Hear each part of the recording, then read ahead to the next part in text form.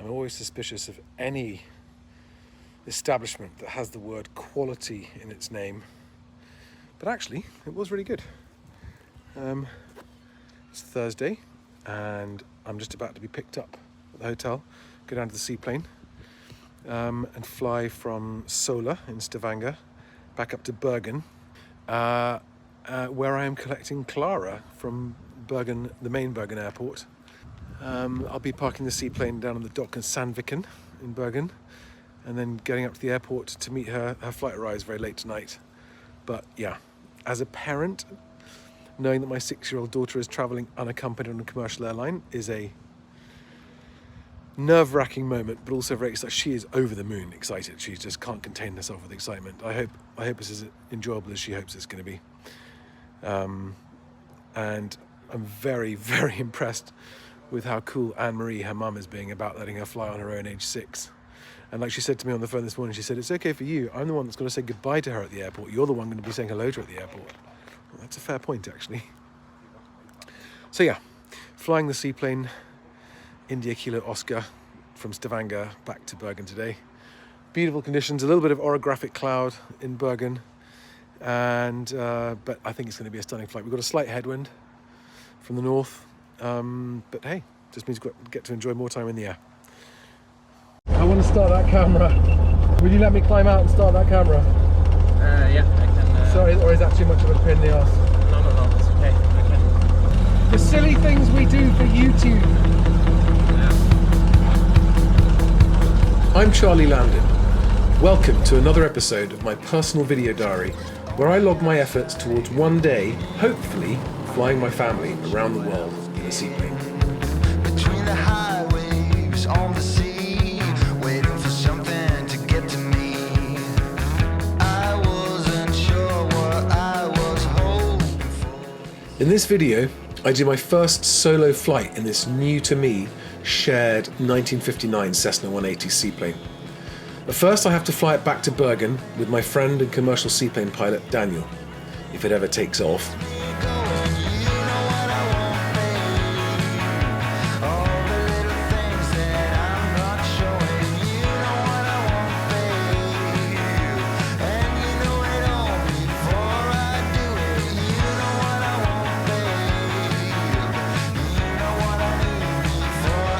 I'm a private pilot's license holder with about 600 hours total time and 100 hours of that on floats, mostly in Maine and Alaska in America.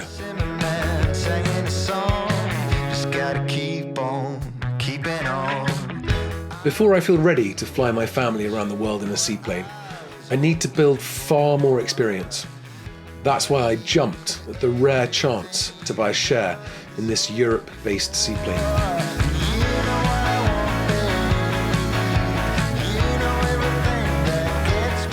I'm now in the middle of my first week flying it in Norway to get familiar with the plane, the procedures, and the area. So far, it's all been with another experienced pilot on board. You can see those flights in the 2 previous videos linked below. But today's mission is to get everything ready for tomorrow, when I'm planning to fly my daughter Clara deep into the Norwegian fjords to stay at a hotel near a glacier. I've got 2 tasks today. 1, refuel the plane and jerry cans as there's no fuel where we're going. And 2, do a couple of solo flights to make sure I'm ready and comfortable flying without the safety net of an experienced pilot beside me.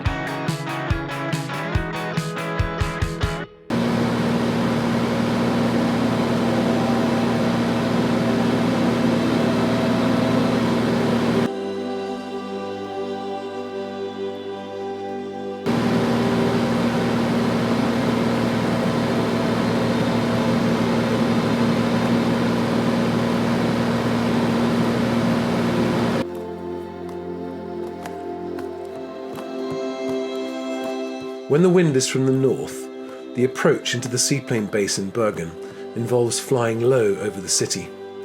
I don't love flying low over buildings, so I was high on final approach, meaning that I landed long, but with unlimited runway length, that's not a problem.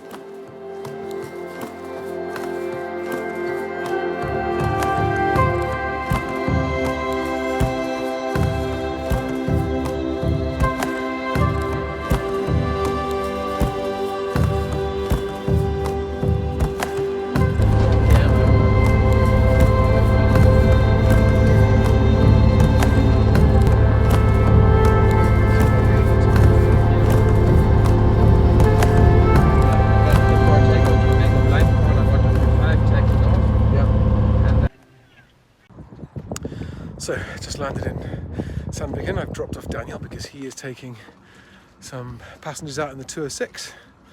I've just pumped the floats out on that, which is why I'm out of breath.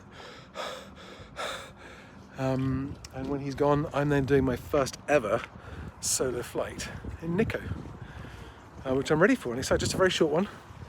Going for about a 15-minute flight, not even that, over the mountains back to Arna to go and refuel at the petrol station with 98 unleaded, and then come back here and I'll have a plane completely full of fuel with extra fuel and jerry cans in the back, ready to pick up Clara from the airport tonight, so that tomorrow me and Clara have our 3-day expedition and we're going to have all the fuel we need on board, and so we haven't got to worry about fuel when we're out there.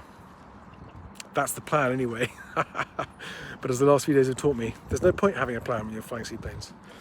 Just don't have a plan, just go from one moment to the next.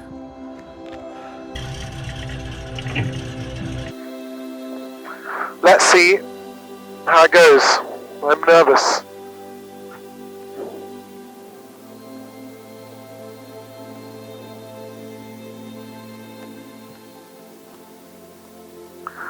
That's quite a big wave, that one.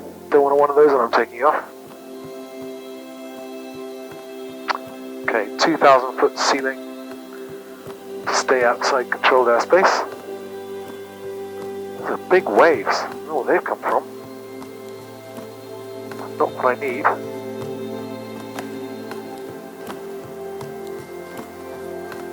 Right. Flaps 20. Mixture rich.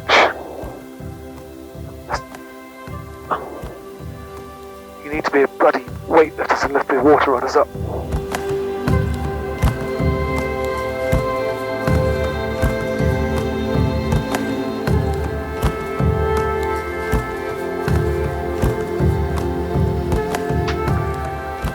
Carpet area is now clear. Runners up. Right, let's do this.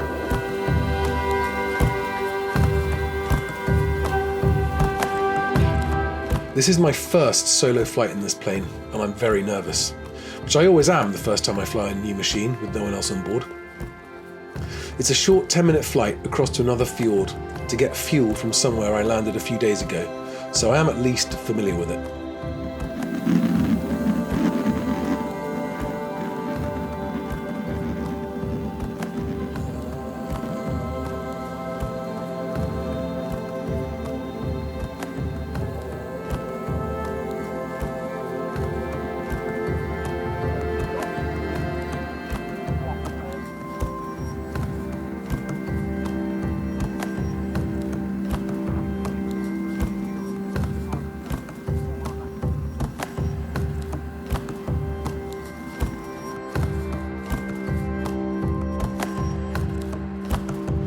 My nervousness often leads to being overcautious, and I'm not liking the look of that weather ahead, for fear of it closing in. You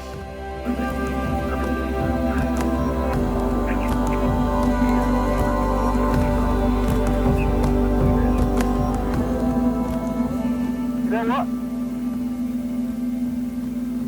I'm not risking a weather problem.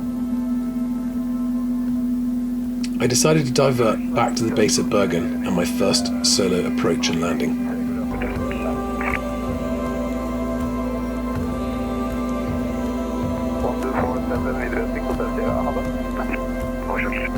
Very noise sensitive is I must go too low.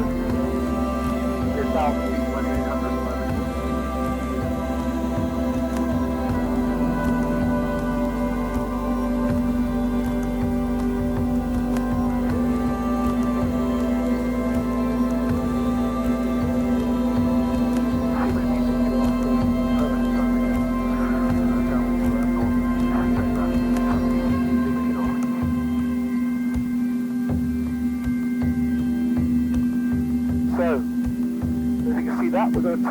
that white house up there.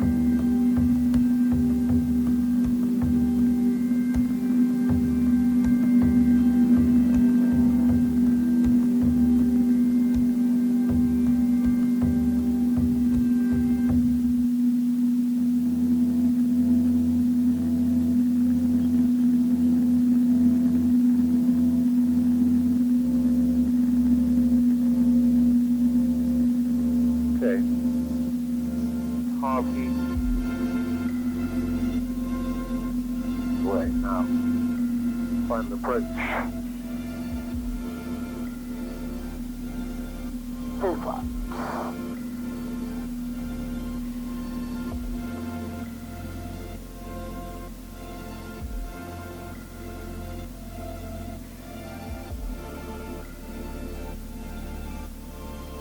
Knots.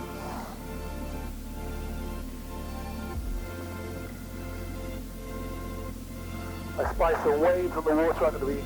Kevin 898, contact below is 124.575. 124.575, Scandinavian 898, goodbye. Too fast, slow down.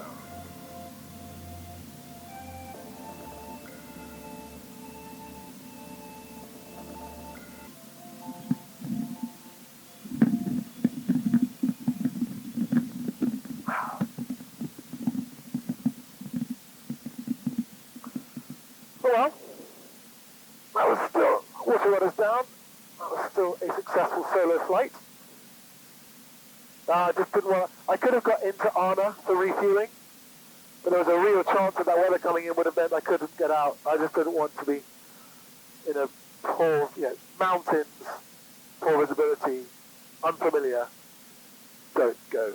That was a no-go decision. At this point, I got a radio call from Daniel, who was airborne in a 206 float plane, to say the weather at my destination was no factor and I should try again. Okay, seatbelt back on, flaps 20. Thing is, what Daniel thinks is acceptable conditions and what I do may not be the same. If I'm not comfortable, I'm not going to land there, but we'll see.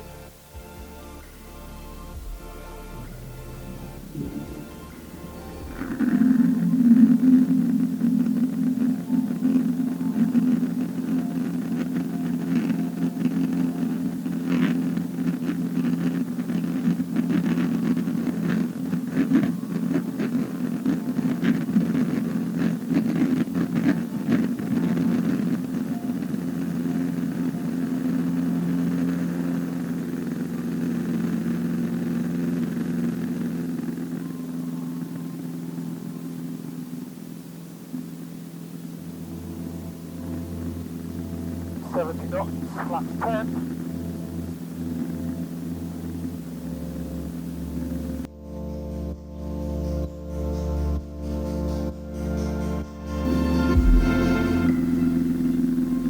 I suppose the worst case scenario getting back from Arna is that I could just fly very low. Yeah, so I want to make sure I'm inside those power lines, which I now am. Made a really big deal about avoiding power lines here. So I'm really going to take that on board. It's great that Skydeep has got power lines everywhere on them. First round, go west Meadows, 269er, 57186, descending flight 100 with whiskey. When I take off from Arna, there's a lot more fuel on board. I'm also going to pump the floats out again before I take off.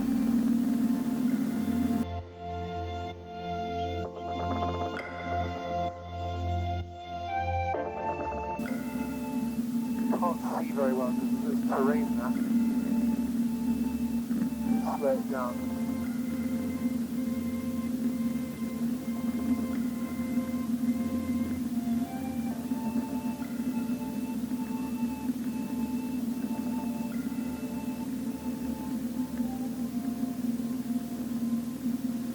Okay, the wind is good.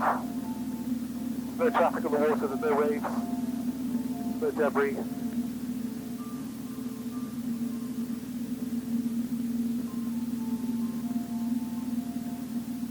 .20 degrees flaps. brakes are off, undercarriage, no undercarriage, floats for water landing, straight floats. Mixture is rich, fuel is on both.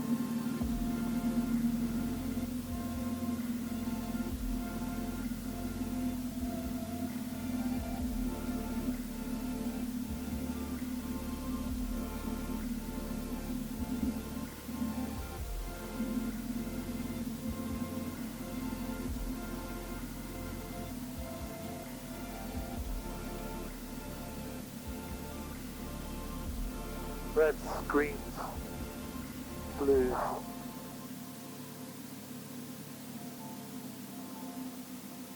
Carb heat.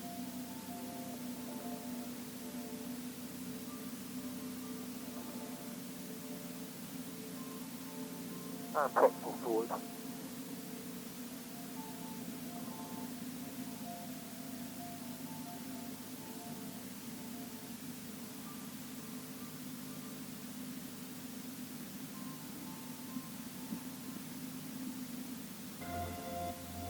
I got my last stage of flaps there.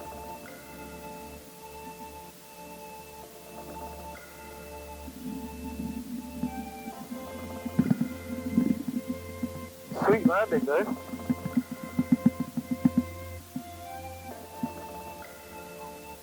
Water running down.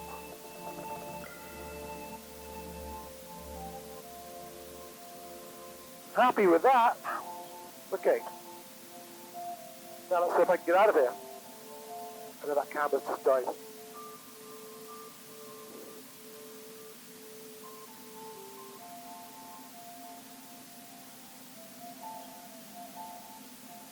So, always dock into wind, which means going into the dock, turning back into wind, and it's left turn which is easier than a right turn, and the wind is going to turn this way. So this should be a reasonably straightforward docking.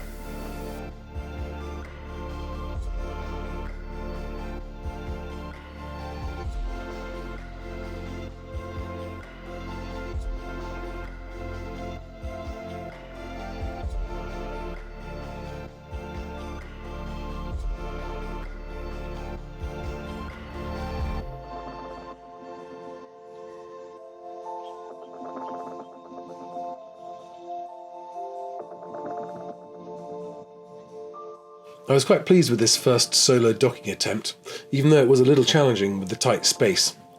I'd planned it well, cut the power at just the right moment, climbed across into the right seat for final rudder inputs, so I could jump out onto the dock to secure it.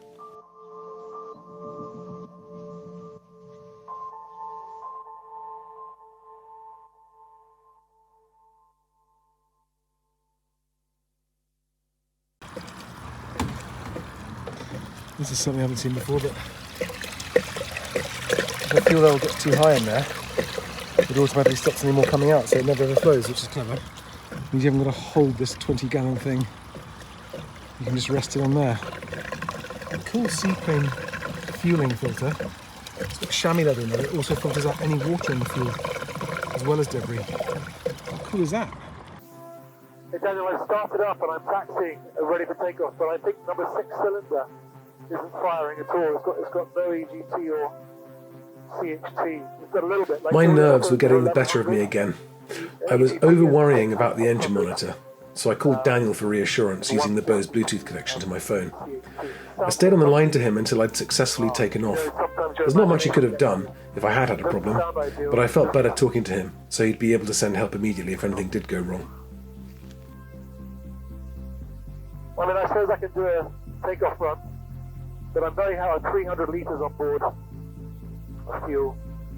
But, okay, I mean, if you think I should just...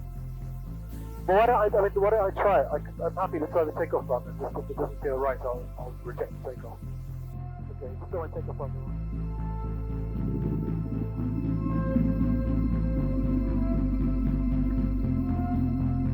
Oh, I'm heavy.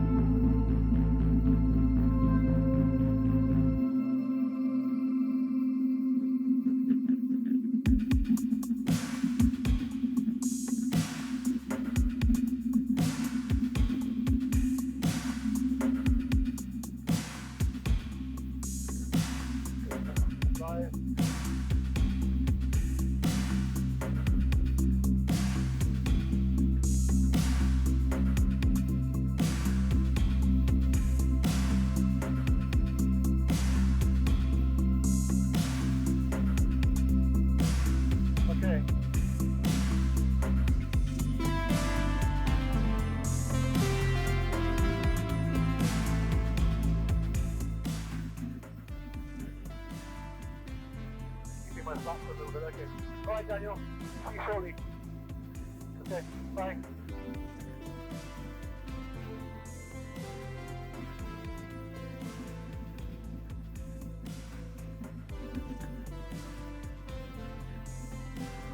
That was heavy.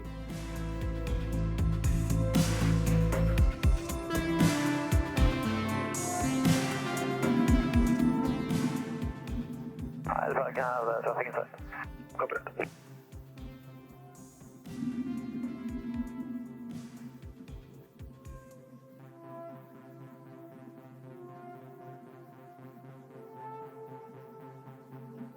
Seaplane, Alpha, and we'll be landing before you. Okay, visual.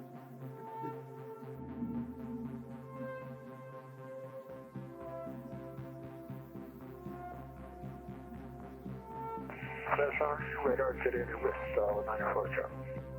Based on 940, hello, identified and fly VMAX to Oseberg Alpha. Identified VMAX to Oseberg Alpha with 940. 045 Victor, left heading 190. Then 490, 045. I chose a slightly different approach for my third landing of the day, avoiding the buildings on the higher ground, landing shorter, so I had a shorter distance for the water taxi back to the dock. Identified climb flight level 170, turn right to Oka. Right to Rudolph and accept flight level 170, thank you, Victor 119.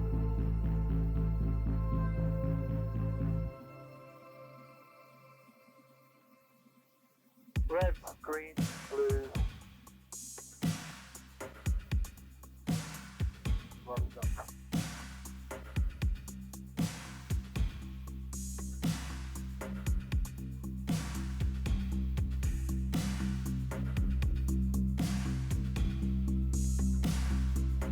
Falcon 5-1 and Falcon 5-1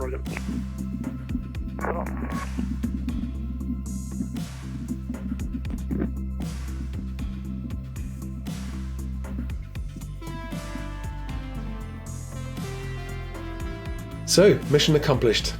Solo flights and solo docking, and fully fueled ready for tomorrow's trip.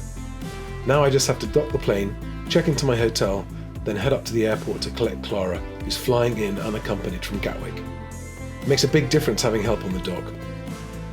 Thanks for watching, and I hope to see you on the next episode, where several things converge to make it one of the happiest days of my life.